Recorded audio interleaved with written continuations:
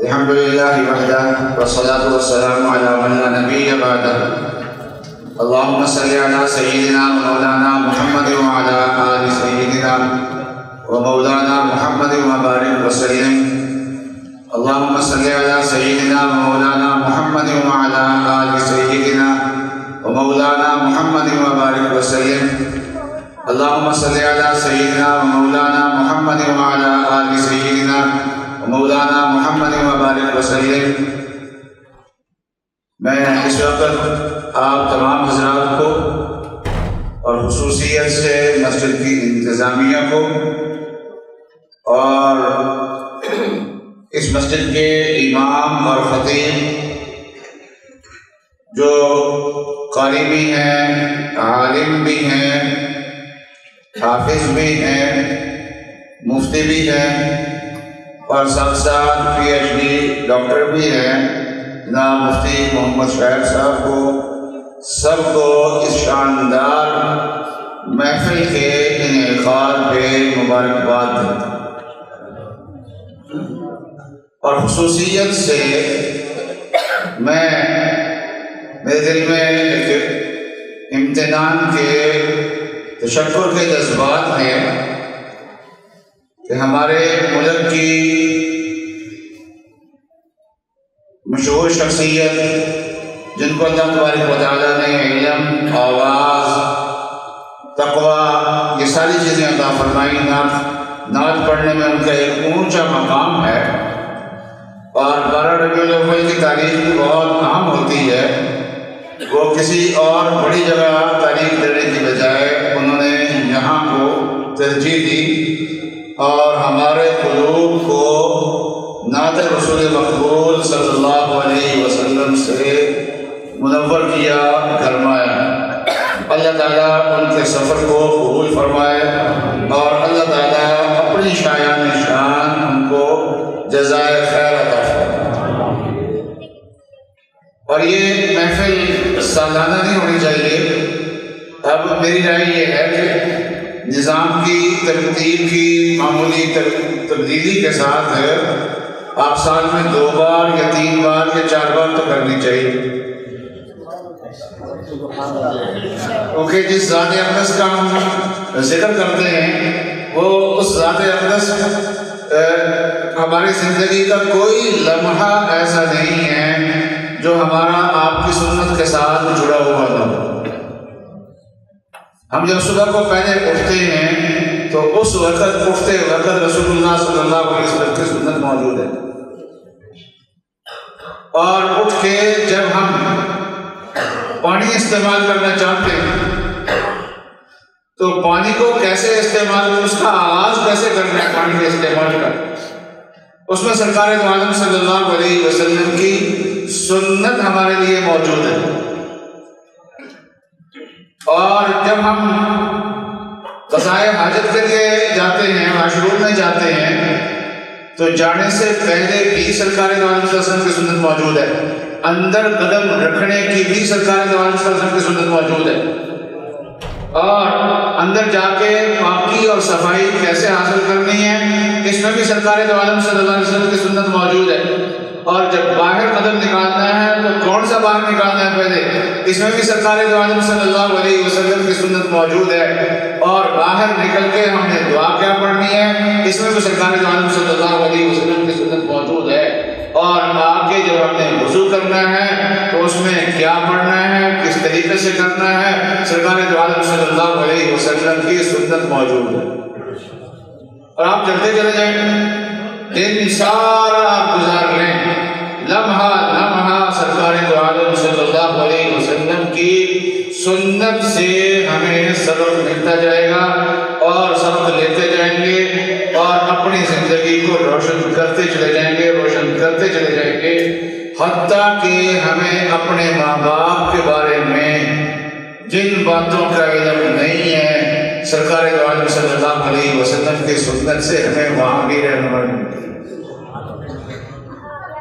ہم میں سے یہاں جتنے بھی بیٹھے اپنے ماں باپ کی خدمت کے حالات کو آپ نہیں جانتے اور جاننا چاہیے بھی، لیکن ہمارے پاس سرکار دو عالم صلی اللہ علیہ وسلم کی جو سنت کا ہے تو اگر یہ معلوم کرنا چاہیں، وہ باتیں معلوم کرنا چاہیں جو خلوت کی ہوتی ہیں، تو وہ بھی ہمارے سامنے موجود ہے۔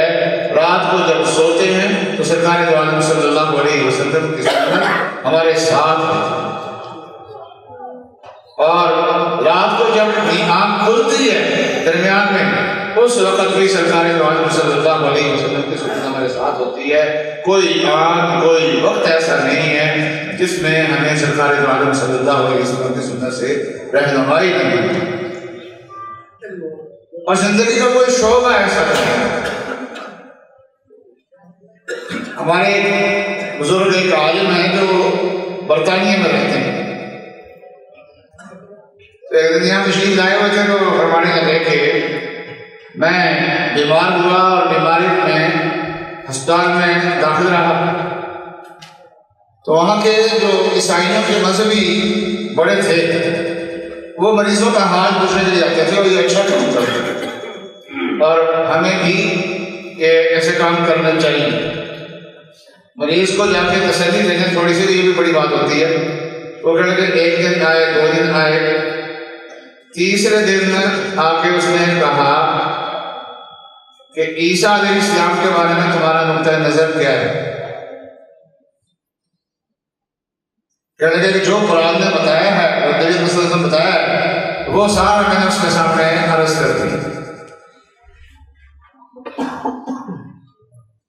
اس نے آگے سے یہ سوال کیا کہ آپ عیسائی کیوں نہیں ہو جاتے؟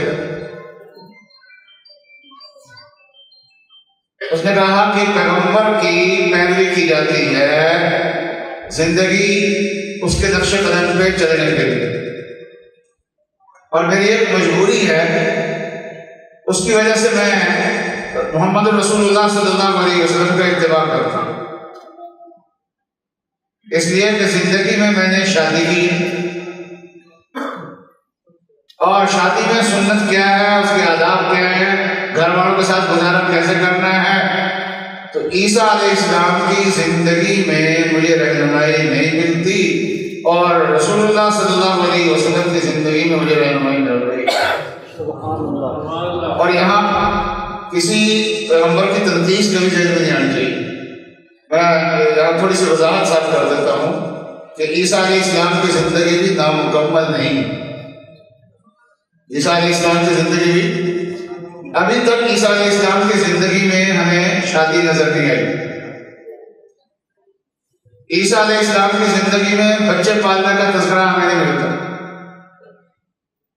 عیسیٰ علیہ السلام کی زندگی میں سیاست ابھی نظر نہیں آتی۔ عیسیٰ علیہ السلام کی زندگی میں حکومت چلانے کا طرز کیسا ہونا چاہیے وہ ابھی ہمیں نظر نہیں آیا۔ عیسیٰ علیہ السلام کی زندگی میں کفار سے اگر جہاد کرنا پڑ جائے تو اس وہ جہاد کیسے کرنا ہے، ابھی عیسیٰ علیہ السلام کی زندگی میں ہمیں یہ چیز نظر نہیں آتی، لیکن عیسیٰ علیہ السلام کی زندگی نامکمل نہیں ہے۔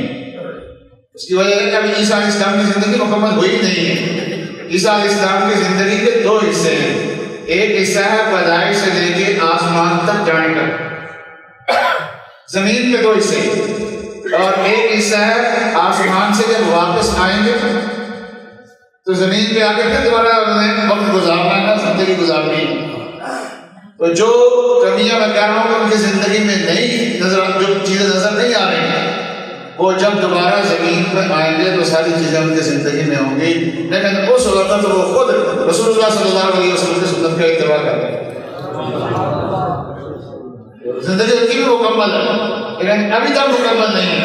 میں کاروبار کرنا چاہوں، مجھے وہاں سے رہنمائی نہیں ملتی، مجھے جنگ کی ضرورت پیش آ جائے، وہاں سے رہنمائی نہیں ملتی۔ سرکار دو عالم صلی اللہ علیہ وسلم کی زندگی سے ہمیں قدم قدم پہ رہنمائی ملتی۔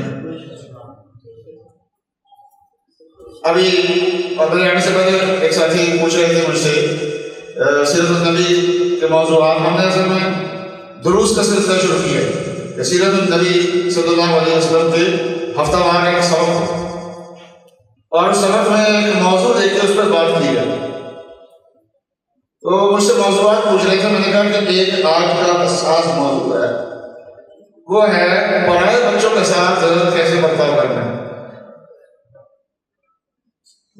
استاد ہے اس کے سامنے جو بچے بیٹھے ہوتے ہیں اس کے اپنے نہیں ہوتے، پرائے ہوتے ہیں۔ یتیم بچہ ہے وہ ہماری پرورش میں آ گیا، ہمارا نہیں ہے، پرایا ہے۔ اور اسی طریقے سے بس اوقات گھر میں خدمت کرنے کے لیے بچے ہوتے ہیں، اور اس طریقے سے یہ بہت سارے کام ایسے ہیں جو بچے کر رہے ہیں، یہ ورک شاپوں میں کام کر رہے ہیں، گاڑیوں پہ کام کر رہے ہیں۔ تو آیا ان بچوں کے ساتھ برتاؤ کیا کرنا چاہیے، اس میں رسول اللہ صلی اللہ علیہ وسلم کی سنت کیا کہتی ہے، اور آپ کی سنت سے واضح احکام ملتے ہیں اور آپ نے برتاؤ کر کے دکھایا ہے۔ آج مسلمان کے سامنے وہ برتاؤ نہیں ہے، اور آج بچوں پہ گھریلو تشدد، بچے جو ملازم ہیں ان پہ تشدد کے واقعات آئے دن میڈیا پہ آئے رہتے ہیں۔ اس کی وجہ یہ ہے کہ رسول اللہ صلی اللہ علیہ وسلم کی جو سنت ہے اور عام وسلم نے بچوں پر برتاؤ کیا ہے وہ آج ہمارے سامنے نہیں ہے۔ تو زندگی کے مختلف شعبے ہیں، تو جب ساری زندگی ہماری عام وسلم کے ساتھ جڑی ہوئی ہے تو پھر ہمیں آپ کا تذکرہ سال میں ایک بار نہیں بار بار کرنا، اس لیے آج میں بیان نہیں کرتا۔ تو جو میں نے عرض کرنا تھا تھوڑی سی باتیں میں نے آپ کے سامنے عرض کر دی ہیں۔ ہم نے جامعہ امدادیہ میں ہر جمعے کو مغرب کے بعد ربیع الاول کے 4 جمعے میں ان جمعوں میں ایک سبق کا سلسلہ شروع کیا ہے۔ 2 سبق پورے ہو چکے، تو ایک سبق جو ہے وہ انشاءاللہ اس جمعے کو ہوگا، ایک اس کے بعد کے جمعے کو انشاءاللہ ہوگا، اور اگر پھر ضرورت محسوس ہوئی تو ہم اس سبق کے سلسلے کو مسجدوں میں پھیلا بھی دیں گے۔ ہمارے علماء کرام مساجد میں ماشاءاللہ کام کر رہے ہیں، انشاءاللہ یہ پھیلے گا۔ تو میں اس لیے اس وقت بیان نہیں کر رہا کہ مفتی شاعر صاحب نے، ڈاکٹر شاعر صاحب نے کھانے کا اعلان کیا، اور یہ شریعت کا مسئلہ ہے کہ ادھر سے آواز آ جائے کہ کھانا تیار ہے، ادھر سے نماز کھڑی ہونے کا وقت ہو جائے، عشاء کی نماز کھڑی ہونے کا وقت ہو جائے۔ یہ علماء بیٹھے ہوئے سب یہ بتائیں گے آپ کو کہ رسول اللہ صلی اللہ علیہ وسلم کی تعلیم یہ ہے کہ ایسے موقع پہ نماز بعد میں پڑھ لو، کھڑا کر لو۔ تو جب نماز مؤخر ہو سکتی ہے تو میرا بیان کیا چیز ہے، اس لیے بیان کرنے کی بجائے تو میں اسی تجویز پہ جو آپ سے دی ہے میں نے، اور آپ کو اس دعوت کے ساتھ کہ اس جمعے کو آپ حضرات اگر ہمت کر کے تشریف لائیں تو اس میں آپ ایک نمونہ بھی دیکھ لیں گے کہ کس طریقے سے سبق چل رہا ہے، اور اللہ کرے وہ پھر مساجد میں قائم ہو جائے، اور رسول اللہ صلی اللہ علیہ وسلم کی سنت سے زندگی کے ہر شعبے میں ہم رہنمائی کریں، اور یہی ہماری زندگی کا اصل مقصد ہے۔ تو اسی پہ میں اپنی بات کو ختم کرتا ہوں۔ وآخر دعوانا الحمدللہ رب العالمین۔ الحمدللہ رب العالمین الرحمن الرحیم مالک یوم الدین ایاک نعبد و ایاک نستعین اللهم صل علی سیدنا مولانا محمد وعلی آل سیدنا و مولانا محمد وبارک وسلم۔ اے ارحم الراحمین، آپ نے اپنی یاد کے لیے اور اپنے حبیب صلی اللہ علیہ وسلم کی یاد کے لیے ہمیں بیٹھنے کی توفیق عطا فرمائے، موقع عطا فرمایا۔ یا اللہ ہمارا اس میں بیٹھنا قبول فرما دیجیے، یا اللہ اس کی برکت سے یا اللہ ہماری زندگیوں کو پاکیزہ بنا دیجیے۔ گھر گھر یا اللہ نبی صلی اللہ علیہ وسلم کی سنت سے ہمارے گھروں کے ماحول کو روشن فرما دیجیے، ہماری زبانوں کو یا اللہ سنت کے رنگ میں رکھ دیجیے۔ یا اللہ ہماری آنکھوں کو پاکیزگی عطا فرما دیجیے، کانوں کو پاکیزگی عطا فرما دیجیے۔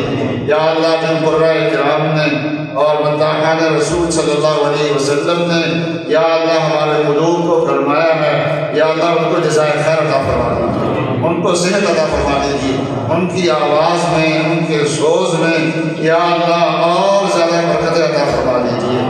ارحم الراحمین، اس مسجد کو ہدایت کا مرکز بنا دیجیے، یا اللہ گھر گھر اس مسجد کی برکت سے قرآن پاک پہنچا دیجیے۔